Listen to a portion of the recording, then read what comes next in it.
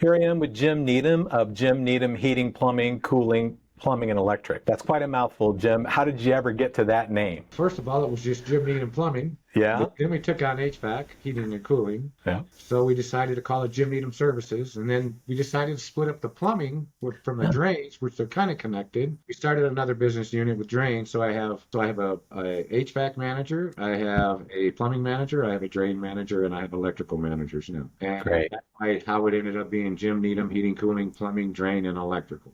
It is a mouthful. Wow, that is a mouthful. You were telling me just before the call started and that you're kind of looking at sometimes shortening it up so that your sales guys can get through the process just a little bit faster. Is that right? Well, what I found is that they were saying that they were having to take a breath, and then the customer would cut them off, and then it would just get awkward. Oh, yeah, absolutely. Yeah, I just decided to change up the scripting downstairs to just to Jim Needham, since obviously I am the face of the company and they're branding me as the face of the company. Absolutely. And you're in the kind of the Denver area, greater Denver area. Is that correct? Yes. How long have you been with this business? How long have you been working in this business or creating this business? Well, we've been creating this business for just under 5.5 years. Oh. Yeah. So our first year, it was a couple months in 2019, right before COVID hit. Mm-hmm. Perfect timing, right? Yeah. The best time.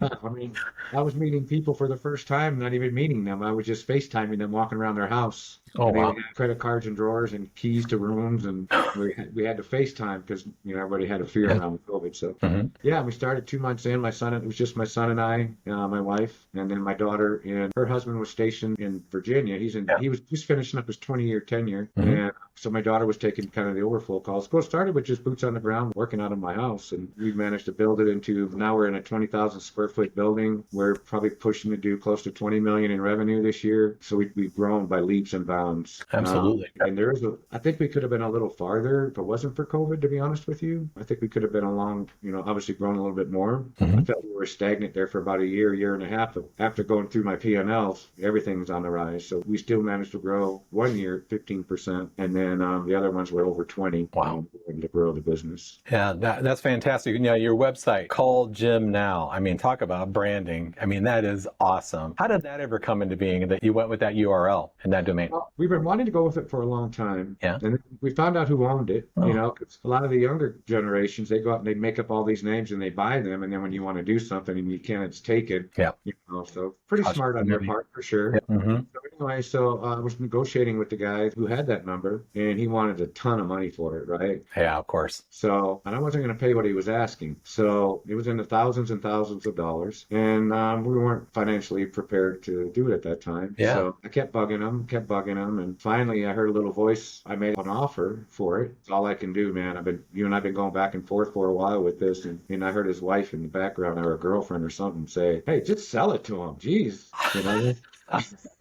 You knew you had him. He was on the ropes. So I had him, and we ended up with that. And then, funny thing is that we don't even have a phone number. If the phone number is associated with Call Jim Now, and a lot of times you'll see people will have that kind of thing, and then they'll have numbers underneath the letter. We don't even do that. Just call the letters and Call Jim Now, and that rings. Type it in, Call J. We just pop up right away. They don't even have to type it all in, and wow. The search is pretty quick, and they're not so much tying it. It's just a remembering thing, right? So sure. When people need a plumber, it's just Call Jim Now, and then they don't even have to remember. They can just look at the dial on their phone and just, if they had to, spell it. Everything is branded around Jim. Call Jim Now. So we finally got that number, and and it's and when you need them, call Needham is on our commercials, and so we're tying everything into the name and to the brand. And even though I'm not the sole, I have business partners inside the business. I was a little reluctant at first, because even though I didn't own it 100%, they knew my integrity, right? So they decided to brand my face. Funny thing is that even people were coming into me, my comfort advisors were coming to me, and they had customers asking if I was real or not. Oh, yeah. So I created a little story, how the business got started. Yeah. And then at the very last I didn't start, the name wasn't called Jim Needham because of my ego, right? It was something that, it was changed because of how I feel about the service industry and how I felt where it was headed. It was corporate, upselling, hard selling, all these different things, something that I don't allow inside my business. And I think by not allowing that, we've been able to grow, and the word's out, and through our reviews they're pretty stellar. I mean, Like the message is that you deliver what you promise, right? You Yeah. say you're doing this, you're going to do it. Yeah, we're going to do it. And then I used to answer all of them myself. Yeah, yeah. But I'm getting 300 reviews right now Nice, on the average. nice. So I had to have AI actually step in and help me with answering those reviews. And I still had a fear around that. Yeah, It felt kind of fakey to me because it wasn't me, right? yeah. So, but AI learned my personality, and the responses that they give are the same responses that I would give myself. It's kind of like your auto pen or something like that, you know? Yeah, it's kind of like Yeah. the auto. Yeah. Yeah, for sure.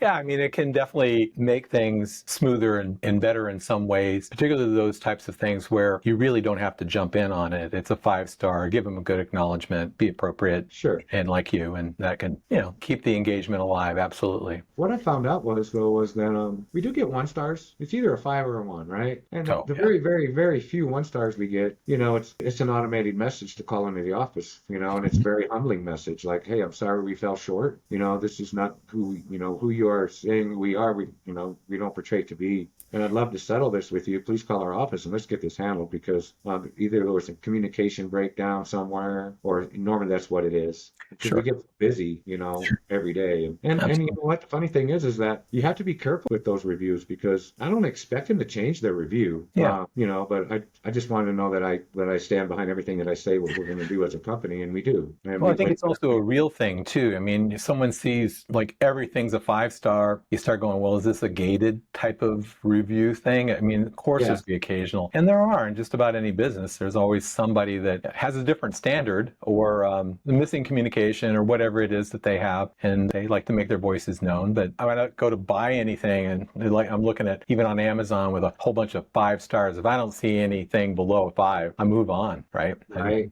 It's even the 10,000 5-star reviews. That's just not mathematically correct. Bad people in the world, right? Yeah. So what I found out was, one, you can't buy reviews because you can get lots of trouble. That's a big no-no. They could shut you down and you don't get anything, right? That's right. Actually happened to a company here in town that I know that they were doing that, and they lost everything for a whole month. Ooh. So they probably lost, I'm assuming the size of them, they probably lost $1 million or more in revenue, I'm sure. And let me tell you what I found out about 5 stars. I like the sweet spot of 4 and 4.9 where I'm at right now. Yep. Because I was a technician up until 3 years ago. I was not sitting in this chair. I was out knocking on doors, building the business, building relationships. Sure. Great relationships. I'm still friends with a lot of those people that I was actually servicing. So what I found out was, but everybody was telling me that I would talk to them. I asked them how they heard about us, because I'm new in the business and, we just started. And they said, I got it because of your reviews. And it was at 4.9. And I'd say, yeah, I'm shooting for that 5, And they said, if you would have been a 5-star, I never would have called you. I've had multiple people tell me that because it's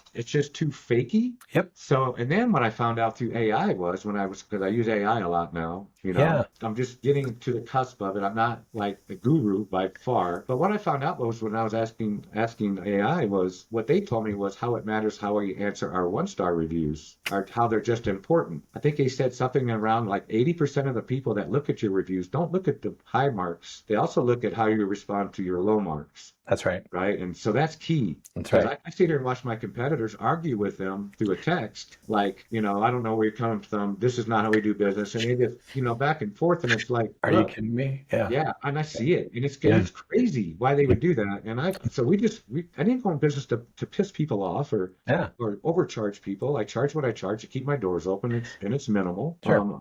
People think that, service companies make a ton of money. We just don't. Yeah. Well, I think too, it's like you'll see the 5-star, hey, high five, I'm glad we're able to help you and all that kind of stuff. You get a 1-star, ghosted. No one says a thing, right? Yeah. Even if you picked up the phone and called, just to be able to say, I'm calling you now, right? Kind of thing. Just to let that sit there, handy, good communication. Funny thing is that, so then I started looking at, it's usually when we get a 1-star, it goes to the manager, right? It'll go to the manager, and the manager will reach out to the customer, find out what happened. We don't wait for them to call. Normally we're reaching out, hey, tell me what happened, and we do that on every case. But there was a case there where some of them were falling through the cracks. And so when I went to the AI and was using AI, and I was really, really interested, it just had me hooked. Yeah. And I started asking questions around these reviews. I found that we weren't answering a handful of those 1-stars that were like 6 weeks old. Some of them were. Yeah. And the AI told me, no, you answer those, every one of those, and even go back. Even if they were 2 years old, it says you need to go back and filter those out because the algorithms in Google, if you're not answering those 1-stars, you're getting pinged for it. Right? Yeah. So when you dropping your ranking. So we played catch up with all those. I do know that we have it automated now, and I do know that Sure. sometimes it's not perfect because yesterday or Friday I found one that was 2 weeks old, a 2-star, and so I reach out to my marketing person, and obviously they get answered right away. So, but they say to answer them all, answer them within 24 hours is the key. Of course, Google's not forthcoming on their algorithms. Right. It's just stuff that the marketing people have figured out how important those reviews are, how you Absolutely. everything. Yeah, and so you get great reviews. You're checking on the reviews. If they're not good, you're addressing that. But another thing that actually I think is fantastic is you have a very low turnover rate when it comes to staff. Yes. There's some kind of magic culture that you bring. Can you tell us about it? It kind of goes back to COVID, right? Like we just got this business started, and nobody was looking for work at that time. Everybody had a fear of going into work when before they had the shutdown. So we hired what we could hire. Obviously, we background checked, drug test, and all these different things, right? Sure, yeah, of course. Probably before they can even get their foot in the door. But I can tell you on the plumbing side, there was Zoli. That was my son's brother-in-law, who's in the trade well. He came over from where he was at. Nice. That was a no-brainer. Obviously, it's family. Yeah. We are kind of a family-oriented company, and we treat everybody's family here. But they had friends. Like there was 2 guys that worked at Jiffy Lube, changing over a year, and that's all they did. One of them managed it, and one of them was an employee there. And Mike was a friend of Zoli's, because he used to go there and get his oil changed. Right. And asked him, hey, man, you ever thought of a career change? And so Mike came on and he rode for a year and trained up in the plumbing, but he found out it's not what he really wanted.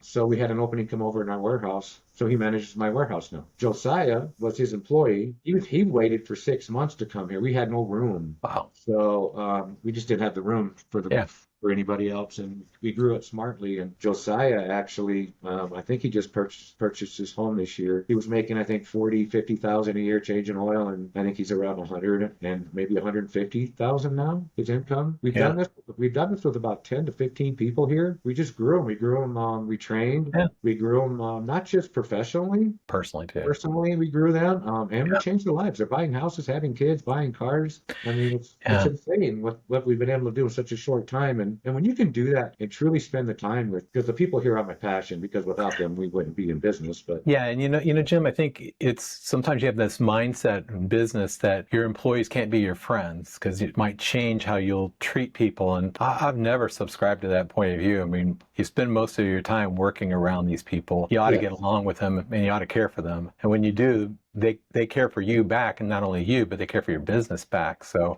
absolutely, those things are super powerful. But in your leadership style, you were in the military, you were in the Marines, is that correct? Yeah. Good. Is there anything about that experience in the military that's affected you kind of as a leader of your group?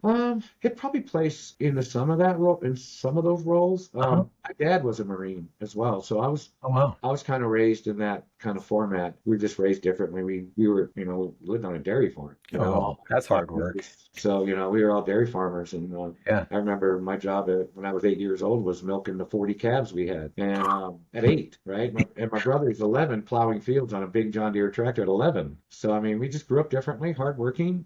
I can tell you this, to anybody ever applies here that came from the farm background, they're definitely hardworking. They're very respectful. They were just raised right, Yep. And people come from the military as well. They're disciplined. Usually, I really, really, really look hard at somebody that served our country. I think it's rewarding. They get taught these things, stuff that they're not taught at home, obviously. And stuff that's not instilled in them. But they bring a lot of character of some sort. The character of never giving up, never quitting. The things that the military teaches you. I relate that a lot around that, and probably the way I was raised by my father. And I have a grandson actually in the Marine Corps right now. So it's kind of third generation. His dad, when I was talking about earlier, Ben, my daughter's husband, 20 years in the Air Force. And I asked him, I said, why did you go in the Air Force? It's so much easier. And he was one of those family kids that was raised, and he's like, Papa, I just wanted to keep the family tradition going. I know that that your dad was in the Corps, and I know that you're in the Corps, and I just want to keep the family tradition going. So we're going to see how long we can keep it going. So I thought it was pretty impactful. It's pretty beautiful, actually. Absolutely. Yeah, for sure. But it's about the people. I run the business at 3 tiers. I take care of the that work here. In return, they take care of my customers, right? And then we just kind of reap the benefits at the end. What little bit of money we do make at the end, and to help us grow and be able to provide more for our employees. Yeah. That's probably the most important thing for me is. Yeah. So Jim, how many employees do you have? I think we're pushing close to 80 now, Wow. I think. Actually, we're actually hiring. We're always hiring because we're always looking for talent. And I have my recruiter now looking in another state. I actually asked AI, hey, who's the best hardworking, where's the best hardworking people? And they shot me over a couple states and a couple cities that I should be applying to and see if I can possibly find somebody that I can move them and their whole family out here, right? And I've done that a handful of times already and got really, really key people from it. Yeah, I mean, to go from nothing in 5 years to 80 staff and hitting close to 20 mil, that's no small achievement. I mean, that takes not just delivering a great product, but also takes some pretty good advertising. Like, how do you advertise your company? How do you promote your company? Well, the good thing about it is that I have a couple of business partners. I actually used to work for one of them. That's how I tied into this. And he's been doing it for years. And then I've got another business partner that was in the marketing aspect of TV and was doing it for another business. And he was tied to a huge plumbing company out of Arizona. So he's built multiple companies, sold a couple companies, I think. Patrick has. And so he knows what to market for. And you know what? Marketing, it's not as slippery slope, I would say, but it can be a scary slope because it's so expensive. I do know, like the first year that we were doing TV, I think we were on cable more than anything, which we should have been broadcasting, right? Instead, streaming, broadcasting. And we found out this year we're doing it this year, and what an uptick in our call volume. I can't go anywhere because I'm on TV everywhere, but my wife and I, we were at, I can't really go anywhere. If I got these glasses on, forget it. It's a shoe and a shirt. But most people around here have seen our commercials more than once, and they love them. And so I do get some notoriety from it. Can't go to a gas station. I get gas without somebody approaching me. So it's just kind of insane. What they're doing right now with the marketing is pretty ingenious, I think. Radio's coming next. After this year, I think we'll probably do some radio. And then it's done smartly too, Sean. Yeah. We allow so much of our, on the average, you should be spending no more than 8% in advertising for any business. Right. And right now we're probably around 13% because we are running the TV, and it's expensive for sure. But if you want to brand your company and do it the right way and be known, you got to do some catchy stuff, So it'll pay off over time when you stay consistent on any kind of marketing. Generally speaking, if you can last, and then that word of mouth and everything starts to roll along with that. What do? You bring them to kind of a low cost, a $28 kind of service or something like that, or 20, and then bring them in the door that way. Is that how you normally do it? Yeah, normally it's through TV, and then it's usually a special or something that we're running, and then obviously we can't survive off of those. No, gosh, no. But the whole thing is that what we found out and what we've known for years in this business is a lot of our customers don't know there's better. They all have something going on in the house, right? Oh yeah. You can take HVAC for instance. They don't know that room. They know they got hot and cold rooms in the house, and they're dealing with it, and they just have their own little way of putting up with it. Don't know there's fixes to a lot of these things. Right? Like, so we go out and we ask comfort questions, and then we find out a lot. And then around the questions that we ask, we're able to provide some options for them and take care of those problems they didn't know that could be taken care of. And it's all about building relationships at the end of the day. Oh, sure. I had a room in the back of the house that just wasn't getting cool. And it was my son's room. And I don't spend any time back there. And he said, it doesn't get enough air. And so we had a company come in and they saw you need a cold air return. And then we're like, okay, that's what we need. I guess we do. And then they kind of ghosted us. They never really got back with us and couldn't understand why. So we reached out and we called some friends, and there was a company that came out, and guy shows up and he's like looking, he goes, your louvers are almost shut. Right. For sure. It was like, I'm a man, I swear, and he gets up there and opens them up a little bit, and he goes, how's it feel now? I go, it feels kind of cold, sir. And oh my God, I'm like, son, you closed the louvers. He goes, oh yeah, I forgot. And I just didn't go back to check. I figured we just need a cold air return. And I said, that's what we need. A guy came out and says, yep, that's what you need. I never asked any questions. That wasn't honest. The second guy came and he said, look, the advice for the cold air return would be after we did this and it didn't work, maybe you'd look at a cold air return. I said, well, where do I sign on your maintenance program? Because I'm working with you guys. Because it was just the integrity there. It was really honest. And he didn't laugh at me. I'm laughing at myself, right? But he was like, it happens all the time, sir. It's really okay. Total pro. So, For sure. you can appreciate that. Funny thing is I'll tell you a little story real quick. Yeah. My air conditioner, I rent. I still rent, by the way. I don't even own a home here. So, You poor thing. I feel so sorry for you. I Maybe know. someday. But anyway, so the funny thing is that I jump in the truck from time to time, Yeah. and I'll do ride-alongs with the guys, and there was a guy named Jose I rode with. I love this guy to death, and he's not working for me anymore. He did leave and take another job, but not in the customer relationship kind of. He's kind of went back into new construction, and I asked him. I said, so what is it that you want right now for you and your family? He said, Jim, I would love to own a home, and he said, I heard Tyson bought one, Ben bought one, and not the same caliber as these guys, same income earnings. And so I rode with him one day. We rode one day. And so I showed him, I said, come see me tomorrow in the office. I'm going to show you some data that's going to blow your mind. And I'm going to show you how you're going to get your house.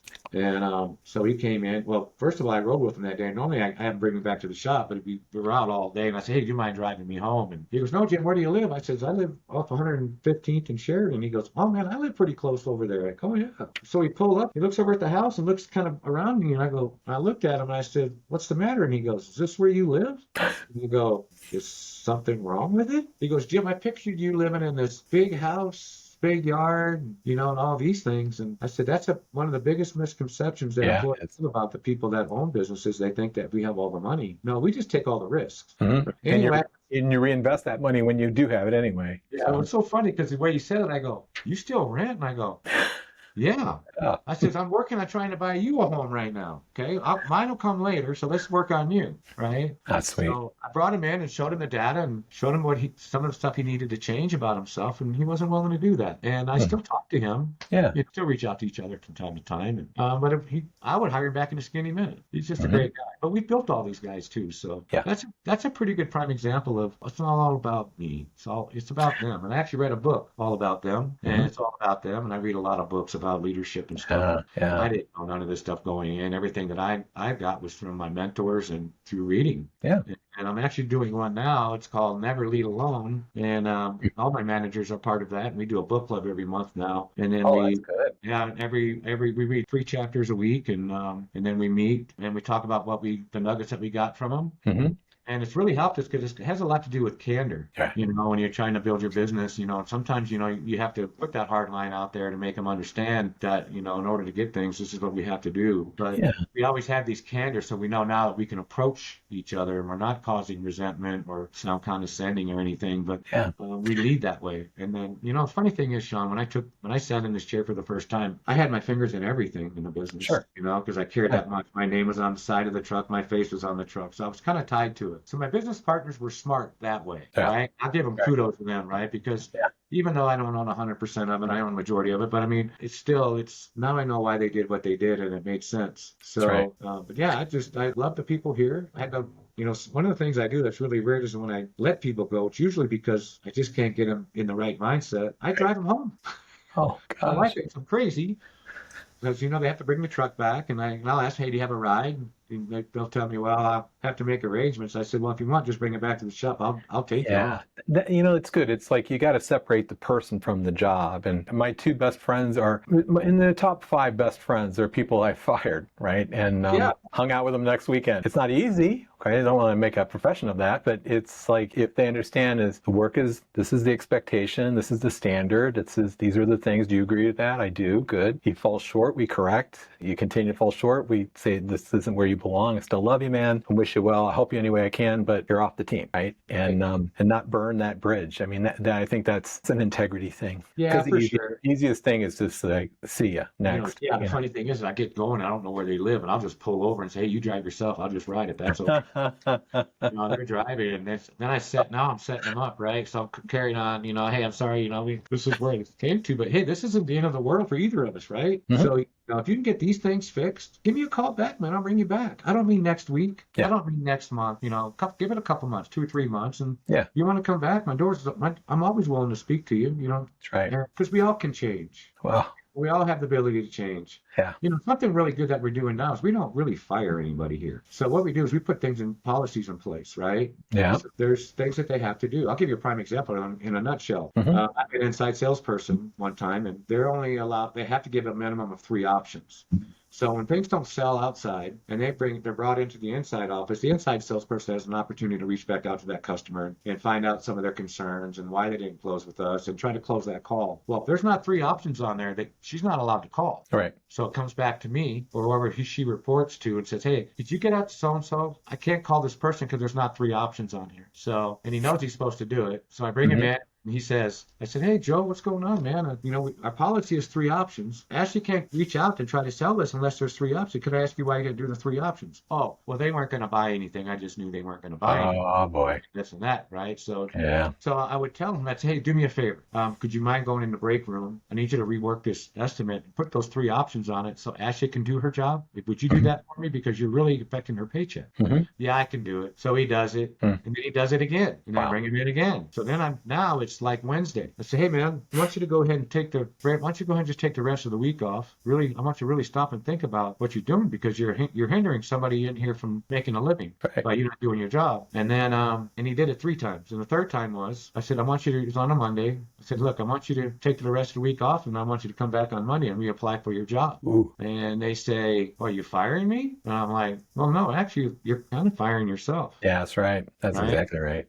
So I've had to do that with a couple people and they'll come back that Monday, and reapply for their job. And we just make sure that we're not going to have these issues again moving forward before I bring them on. Because, sometimes it just takes that. Yeah, and sometimes it's like I always say there's 2 things. There's agreement and there's cooperation. Yes. You get somebody to agree and they're doing it, but they're not really, or they'll say they're agreeing, but they don't really cooperate. So you go, this is something we need to get done. Makes sense? Makes sense. Don't do it. Right. Yes. And then you say, okay, well, you can have a person who completely cooperates. He'll do everything you tell him, but he doesn't agree with what you want. So the output is less. Sure. It's slower. It's inefficient. But if you can get agreement plus cooperation, it's pretty awesome, right? When you get those things. So if this guy's sitting here with this idea that the people that he passes to the sales individuals, he agrees with the process, but won't cooperate in doing it. Right. It's like you could quiz him even. What are the things you're supposed to do? And he could probably spit it out chapter and verse, but then he isn't doing it. Right? No.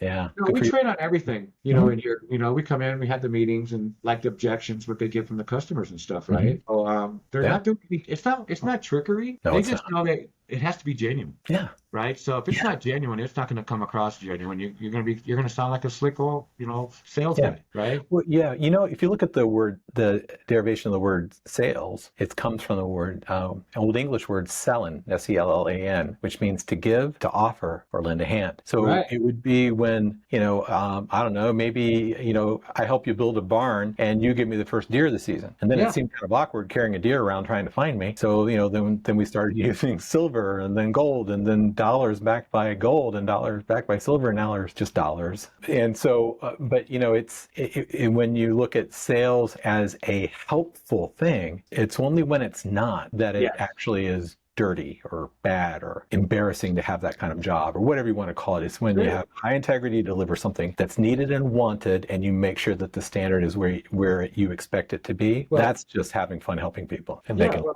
doing it. It's a help mentality, like you just said, right? Our guys are trained to go in with a help mentality. And what I mean by that is they could go in and say, I'm running out of hot water, right? And so instead of focusing on the hot water itself, there's a reason why, this is happening, right? Or I'll give you a prime example of a water heater leaking, right? So there's a reason why the water heater leaked. It's usually, we use the word plaque. So it'd be pressure, which is water pressure, lack of maintenance, age, or corrosion, which is your water quality going into the home. There's only 4 reasons a system and plumbing would ever fit. And so we're trained to not just focus on the problem, but what caused that problem. I could go in there and replace that water heater knowing that their PRV is busted and they're getting 115 PSI through something that the city says it has way too much. City code won't pass it. So an apparatus. So, by changing out the PRV, you're going to alleviate a lot of repairs in the home. It's kind of like high blood pressure. You take a pill. Well, this part is for high water pressure. It's going to keep things from bursting in the home. So it's kind of the same analogy.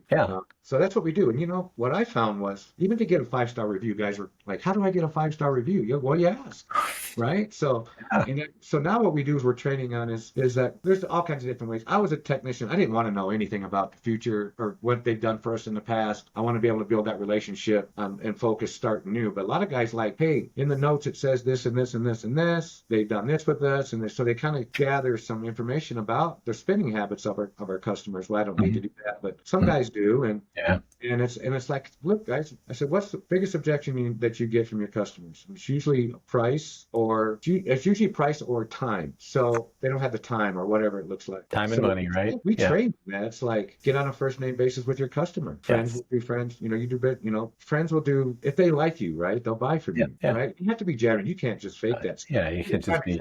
My son was sitting here and had a guy reach out to him. He says, hey, I have a customer and wants to know if he can discount this, this, and this, and this. And I don't think I'm going to get the job if I don't do that. And he said, which is why you're building a good relationship with them. And he says, yeah. And so his manager goes, so do they have pets? And he goes, yeah, they got a couple dogs.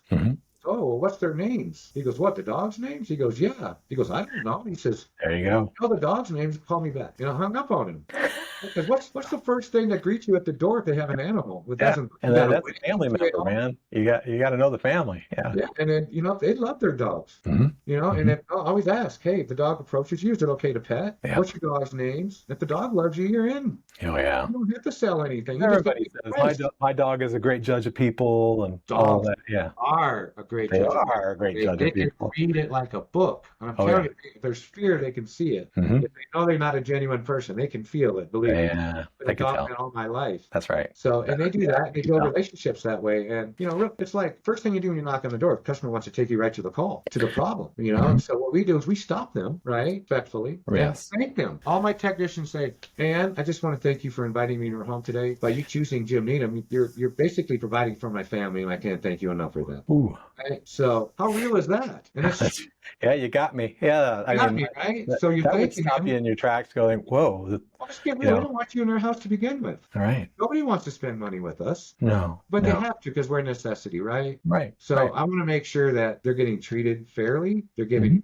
all the options that they need to take care of their problem. And we ask questions like, like how long you plan on living in the house? Right. Or if they plan on living there, if they're selling next year, then maybe it doesn't make sense to go all in on this. Let's get you through that. Our guys aren't about the big prices. Our guys are about taking care of the customer, making them happy. Sean, I look at the reviews every day and I read them and I get goosies. But Tuesdays and Thursdays when we have meetings, I make it a point to go out. You got to read some of those. You got to read them. Well, I read every one of them. Yeah, but I mean, share them with the group here and there, right? Well, they already know because they already know they get the reviews, right? Okay. So I'll go out in the parking lot and I'll give you a prime example of one. Awful long ago. Nolan. I get great reviews from him. He's just a young kid. He was a maintenance tech, by the way, and was trained, and he just lost his father not too long ago, and he was going through some difficult times, but he's back on track now. But there's this review that really stuck out and was very heartfelt. And I found out who the customer was through the review. So I went out to talk to him about it. I said, hey man, this review came from this Kathy lady. And he goes, Kathy so-and-so. I go, yeah. He goes, oh, Jim, that poor lady. I go, what? And he goes, man, her husband just left her. 2 weeks later, her son died of overdose of fentanyl.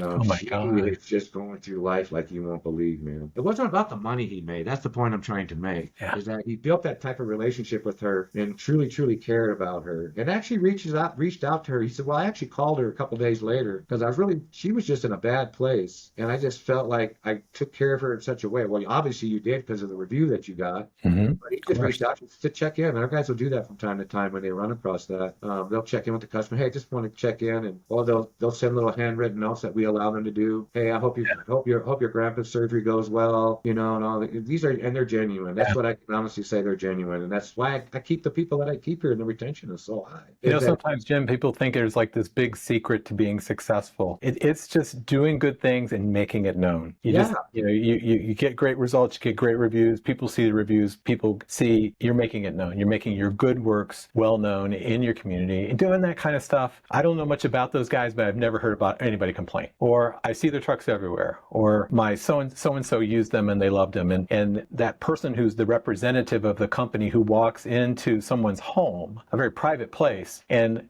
when they leave a bad impression, it's a bad impression on the company. It's just a bad impression. I'm not working with these guys again. I mean, the company that had come out, the guy who tried to close me on a cold air return may not be taking on the view of the company. Maybe he is, maybe he isn't. But there was a lot of other qualities besides just saying, let's get a cold air return, that I didn't like in terms of the guy. But the next guy who came was just really focused on servicing my needs in my home. And I don't know, he may be a unicorn and everybody else in the company is just a monster. But he got my attention that I'm working with that company. And every one of your staff are ambassadors. And it sounds like it's no accident they're like that. You create that. It's definitely something to step back with pride on, look at. Yeah. Well, you're spot on.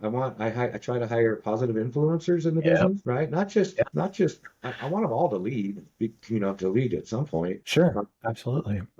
But my door's always open to anybody, Yeah. Funny thing is I was taught that when I got in this chair that I would have to separate myself from them.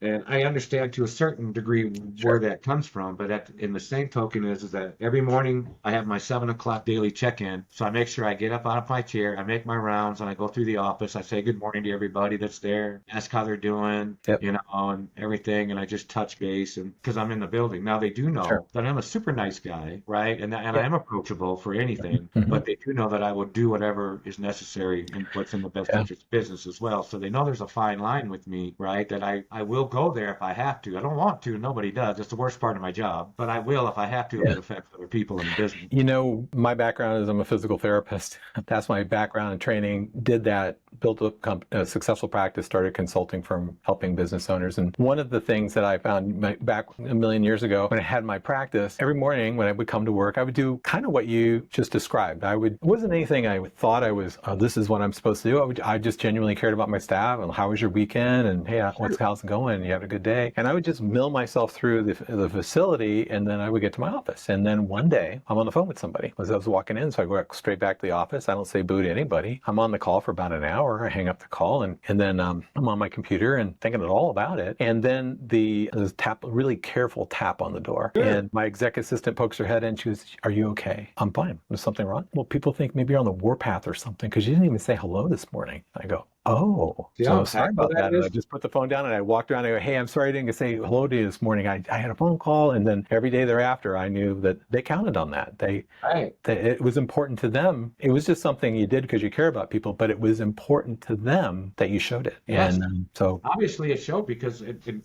you caused a reaction by not doing so. They were kind of worried about you, like, what's going on? Like, all right. Is he okay? Something wrong? Yeah, for absolutely. Sure. Now, you've done so well in a short period of time, and you've done some really great marketing, and you've got some great partners. But, you mentioned before that you've got like an 18-man kind of a call center, and that you're looking to possibly incorporate some kind of AI services into that. What brought you to that kind of consideration or possible decision? Let me see. AI, I had a fear around AI because I didn't know anything about it. And it heads of a lot of business owners today. Sure. Yeah, it is. Right? Because there's just a fear around what's this going to do to my business, right? Like call volume, how are these things going to start happening and stuff. So there's my business partners, they have this other little venture that they do because my other partners aren't into the day-to-day. 2 of them aren't. And so what they've done was they've managed to get some ownership out of some other businesses, small percentage ownerships to get them to, because they feel like when you're stuck, you can't grow anymore. And then you start reaching out to figure out how you can grow. These guys are really good at it. So right now there's 2 companies that they're tied to. That actually connects to us because we started YK2 Leasing. We started our own leasing company for trucks. Okay. We're going to be leasing 5 different businesses through these trucks. It's a huge tax write-off. Sure it is. Great benefits for it. So back to the AI, what I was trying to say is that 2 of those businesses are using 2 different types of AI right now. I don't know what it is. I know that one, they call it avocado, which I think is abaco or something. They call it avocado, and one is broccoli. So they like both of them, but where one's lacking, one's excelling. So they just can't seem to get it perfect because of the connectivity rate of the calls being answered. That's one of the algorithms is how you answer your phones. Sure. We have a policy in place here. Nothing after 2 rings, that phone's being picked up. And what happens is that if you're not picking up, Google recognizes these and it puts you in a category like what the rankings are, which could affect your call volume. So everybody's trained to be putting people on hold and and all these different things just so we can get that before the second ring. Another thing they're doing with AI is they're using it right now. They're not using it every day, but they're using it on the weekend, after hours. Yeah, and then the after hours. They've been using them on the after hours as well. They're getting close. And one of my business partners, Josh Kelly, told me, "Jim, right now AI is more of a blue ocean. I mean, not a ton of people are using it. But if you look back just 6 months ago, how many people are using AI for their search engine and not going to Google anymore? Yeah. Right. So, and then eventually that's going to be a red ocean. Everybody's going to have their own personal executive assistant through AI. My son actually uses it for his workout programs. He works out a lot. Yeah. And his AI holds him accountable. And it talks to him in a way like, get off your lazy duff, get to the gym, all these different things, and it keeps them motivated. Just a reminder. My other business partner uses them for the same thing as well. So, Sure. And then, if they want to lose weight, Sure. I mean, they're using it for everything that they can possibly use it for right now. Yeah. Sometimes it's just like worth looking at everything that you do or your company does instead of going, we could do these new things over here. Just what are the mundane things that we're doing right now that possibly could be done through an AI agent or something like that you would never even think about. It's like sometimes I'll have just a call with somebody, not to say this is what you need, but just like, how do you get your business? What do you do with this? And Right. Sometimes it's as simple as we put our leads in this CRM, but then it has to, all the data, all the materials and everything, that has to come out of here and go into another CRM. And I've got Sally that enters that in about half of the day. Like, why don't you just automate that? Right? Type of thing. Exactly. Never knew you could. Yes, you can. So there's a variety of different things. But yeah, so yeah, I think you might find that the speed, right? Especially things like I don't know, like some of the Angie lists and stuff like that, where you get like several different leads at one time. The speed to lead is important. 100%. Yeah. And I see it. I see AI is taking over 100% call centers, profit centers, whatever. We call ours a profit center because we actually generate profit through our call center by the way, just a simple, by the way, right? Like book call and by the way, we're offering a $28 water heater flush. When would you want to get on the schedule for that? Right? So we double book. We're not paying that acquisition cost for that call. And they say, well, do I need to have it done? Well, all the manufacturers recommend you should have your water heater flushed every year, just as an example. Obviously, when you tell them that, they're going to search. And obviously, it's not a lie.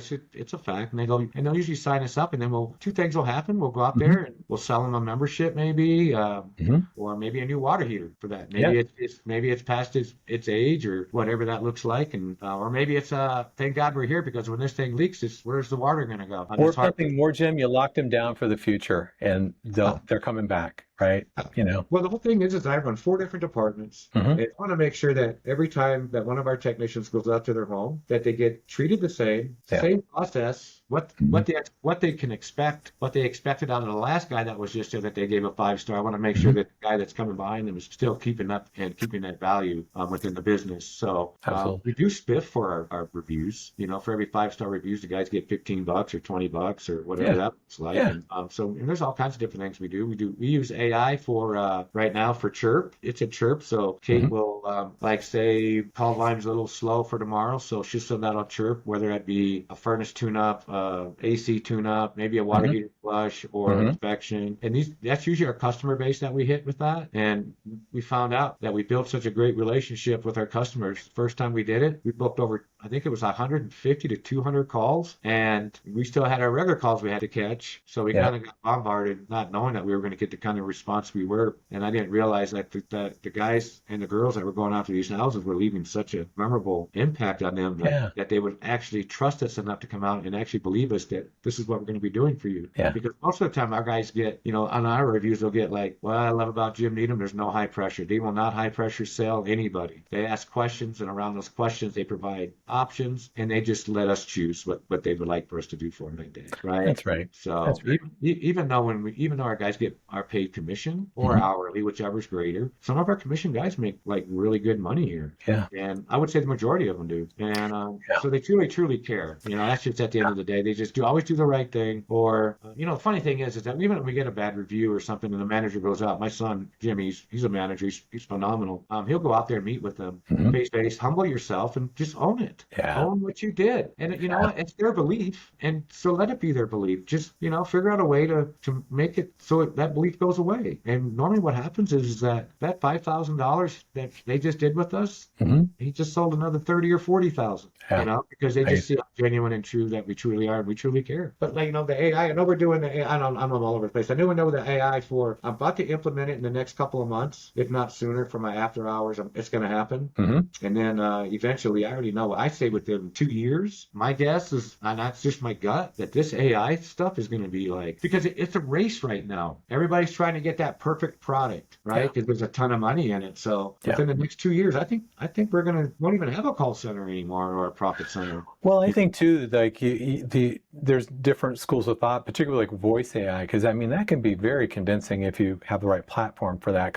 Sometimes there's too much latency, and it sounds like he's still there, and then there's an answer back. But if you get kind of the right platform, set it up, then it's very, very quick, right? And but the thing is like some people will try to do these things and to try to fake out the caller that they're a real person. I don't believe that's a good thing to do. I think if you're just like, you can ask me anything. If I don't give you a satisfactory answer, say the safe word, whatever it is, and that phone's going to ring to a person who will answer the call. I'm a bigger fan of that. I like the person who can answer anything and book the appointment. Right. But if that person just doesn't feel comfortable, if I want to talk to a person, they could say that and get out and go straight to. And I think if you lead with that message, personally, I like that. I mean, you look at so many websites you go to and you're like in the chat bot trying to ask questions, and it's like you get 3 options to pick from, but none of them are your question. And like, it could be. How do I actually get a hold of a person? There's just not even an option for that. Write an email. So of course, that is not anything. Funny thing is, when we first started doing this, my Patrick sent me an email and he said, or a text. He says, "I want you to call this number, book a call." It was just a trial thing, right? Yeah. He didn't tell me what it was, so I messed with it a little bit, and of course I booked a call easily. Yeah. Right. And then I pushed back a little bit. As soon as I started pushing back, then it said, I am AI. If you need to speak with a human, just say the word human, and then we'll connect you. So they have to say the word human. Or whatever you want it to say. Yeah.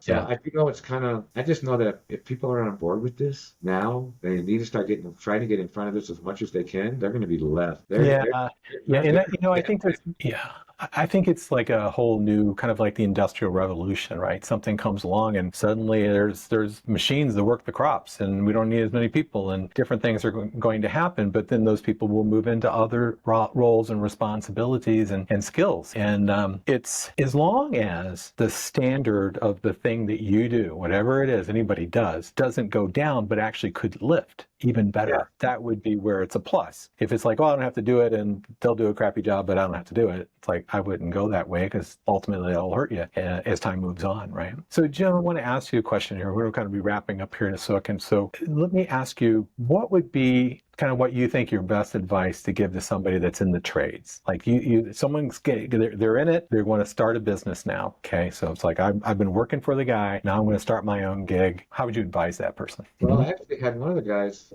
that I got from Texas. His name is Ben. He was with me for about 3 or 4 years. Yeah. And, he just started his business last year. And so I know that his plumbing manager, Jimmy, trained him. He was the callback king, I remember, because he works so fast. But anyway, we trained him up and he got really good at it. And know his wife and his family, and they just had another baby not too long ago. But he reaches out to my son all the time and I tell everybody in here that I would love one day to be your competitor, right? I just want you to take from what you're learning here, because I'm just trying to make the place a little bit better, right? Yeah. Going out there doing the right thing, not about the money. Make it about the customer, because the money just follows you, right? It does follow. And we put those mindsets, beliefs in their minds. But Ben was struggling for a little bit here and there, and I think he still is a little, but he could call me or Jimmy or anybody in this business, and sure, we'll help him any way we can. Because why would you want to hold somebody back, even though he produced a lot of money for me? I took a little bit of a loss, but as long as he can keep doing what I'm trying to do and still in the service industry, because it's gotten so wonky lately that it's and it's gotten expensive. Sure. But if you can just do it in a way where you don't make it about the money. This goes way off a little bit, but on as far as the podcasts go and like people that are in some degree of trades or servicing the home, I actually interviewed a guy that actually owns a $10 million house cleaning business. Oh, wow. He cleans homes, right? Nicest guy, sweetest guy I ever met, and how he did it. And he was just looking for boring jobs and how to build something with a boring job, and he did it, right? So then he has a $500 course that people can buy, and it's everything like how to get incorporated, how to hire people, how to put your ads together, what your funnel should look like. Here's a website you can utilize, or here's some templates you can play with. It's like a business in a box thing. And I go, man, you ought to like have a franchise or kind of a management services organization, kind of get a piece and build this whole thing out. And he goes, at this stage, I'm doing good. This is an easy business. I just want to help people. And like, are you afraid of any competition around you? He goes, no, I mean, there's a lot of homes. Yeah, I'm in LA, so for sure. I can't service them all if I wanted to. But it was just that idea that it wasn't a protection point of view. It was like, I built something, I'm successful at it. I'll just help this guy over here. Preferably not somebody across the street, but some other location. Why the heck not? But So yeah. I can tell you what we've done with our guys is like, it's kind of like, be careful who you hang out with. Yeah. And things like that, right? I mean, if you're hanging out with your buds and go get a beer there every day after work, you got 5 friends that are doing that, you're the sixth, Yeah. right? That's your circle. Yeah. So, Hmm. if you're hanging around people that are negative all the time, you're gonna be that negative too. So Yeah. we try to instill our guys all to Yeah. don't hang around, even though you love them, and a lot of them are your Yeah. family members. Yeah. I always say, like, if you tolerate mediocrity, don't be surprised when it happens, and Yeah. when you're around that kind of stuff all the time, it's like, they don't go hard, you don't go hard, and you're wondering why you lose opportunity. And yeah, you're kind of known by the company you keep in some way, right? For sure. Yeah, for sure. But Yeah. how we started it though, like with Patrick and Josh, and it was just Patrick, Jimmy, and I, and Hmm. just us three, and just a great guy, and a Absolutely. great mentor, great trainer. He's about Hmm. 10 years younger. I think Patrick's about 14 years younger than me, but just a great guy, great mentor. He used to be one of those guys that was all about the money, and all these things, and he's changed so much. Yeah. So he's kind of got the same kind of beliefs I do around people in general. It's like, the world's not getting any better. Of course, all the bad stuff you hear on the news and stuff every day. That's one thing I don't look at a lot is the news, probably because it's such a downer. But I do No, keep I up. think I put you ahead of a lot of people. Yeah, for sure. There's just a lot going on. But Yeah. it's like if you can change people's lives to be better people, better husbands, better fathers, better brothers, better providers for their family, if you can create that in one person, and when he's out and about and is doing his personal stuff and he's hanging around those type of people and he's spreading that type of That's right. those, and then Plant seeds. they have like 3 or 4 friends that they're doing it too. And they're next thing you know, 1,000 people's got a hold of this. Yeah. And it just makes the world a little bit better place. And if that's what Absolutely. it's doing, I'm 100% okay with that. Absolutely. Jim, I want to thank you so much for being on this podcast. What message would you want to leave so that people can contact you, find out about your company? I mean, it couldn't be any easier, but go ahead and say it. Well, if you ever think about going to business for yourself, there's a reason why a lot of people don't do it. It's because it's not that easy. So if it's not, just surround yourself with the right people. And obviously AI is out there now. There's all kinds of information out there now that's, they have not steered me wrong yet, but yeah, I think it's also just business. Yeah, but you find someone, a mentor or someone that like will kind of get you pointing on a true north or direction or whatever. I always say that the School of Hard Knocks has a pretty high tuition, right? So Yes. it's like you've surrounded yourself with a great partnership team. You've done some other, you read a lot of books. You've done some Tony Robbins work. Reading is probably over half of it, I would say. Yeah. Right. And stuff that even as we're kids, your parents only know so much, and they're what's put in their box or their brain when they're kids is the same kind of stuff that's going to be put in yours. What was put in theirs, right? Mm-hmm. So, but what I didn't realize is that I had those beliefs, and those beliefs were to be true for me. Absolutely. Right? But what I found out is that beliefs can be changed. Do it by reading a lot of books, right? Testing what you read. Live by what you read. You'll be successful because those books weren't just written just to be written. There's a lot of good stuff that anybody could get out in there, how to start a business, anything to any kind of business. Just read a lot of books and then also finding other successful companies, friend those people, right? And you'll get a lot of free information that can help you. And guess what? They're already doing it, so it works. So you're not throwing money at things, trying to make things work. Find out who's doing it. Find out who's successful with it, and don't be shy to ask how they did it. That's right. That's right. It'll save you a ton of money and time. That's right. Thank you very much, Jim. Have a great one. We'll talk soon. All right. Thanks, Sean.